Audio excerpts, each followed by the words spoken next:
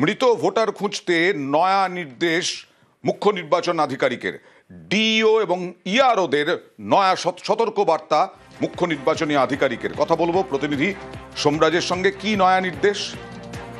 দেখো, মূলত যে নির্দেশ রাজ্য জুড়ে বিভিন্ন জেলা শাসক তথা ডিস্ট্রিক্ট ইলেকশন অফিসার এবং প্রত্যেকটি বিধানসভার ইআরওদের দেওয়া হয়েছে, সেখানে স্পষ্টত বলা হচ্ছে যে মৃত ভোটের তালিকা ইতিমধ্যেই যে ডেটাবেসে তৈরি করা হয়েছে তা আরো একবার যাচাই করতে হবে এবং সেই নিয়ে সতর্ক বার্তাও দেওয়া হয়েছে ইআরও এবং ডিস্ট্রিক্ট ইলেকশন অফিসারদের।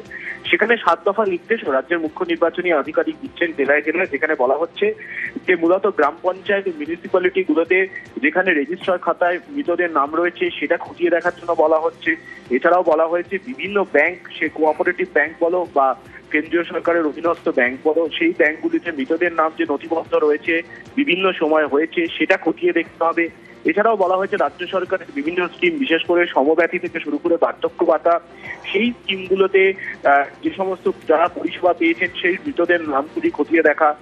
এছাড়াও বিভিন্ন সময় খাদ্য দপ্তরে যে রেশন কার্ডগুলি জমা পড়েছে তার তথ্য নিয়েও খতিয়ে দেখার কথা বলা হয়েছে।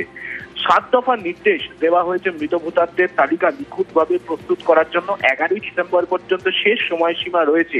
তার মধ্যে প্রয়োজন মনে করলে ইআরওরা সেই ডেটাবেস থেকে সেই তালিকাগুলি যাচাই করে পুনরায় নথিবদ্ধ করতে পারেন। সেই অপশন ইতিমধ্যেই জাতীয় নির্বাচন কমিশনের তরফে দেওয়া হয়েছে। কার্যত বুথ লেভেল অফিসারদের পর এবার ইলেকটোরাল রেজিস্ট্রেশন অফিসার এবং জেলা শাসকদেরও সতর্ক বার্তা দিল কমিশন বলেই মনে করছে প্রশাসনিক মহল। বেশ।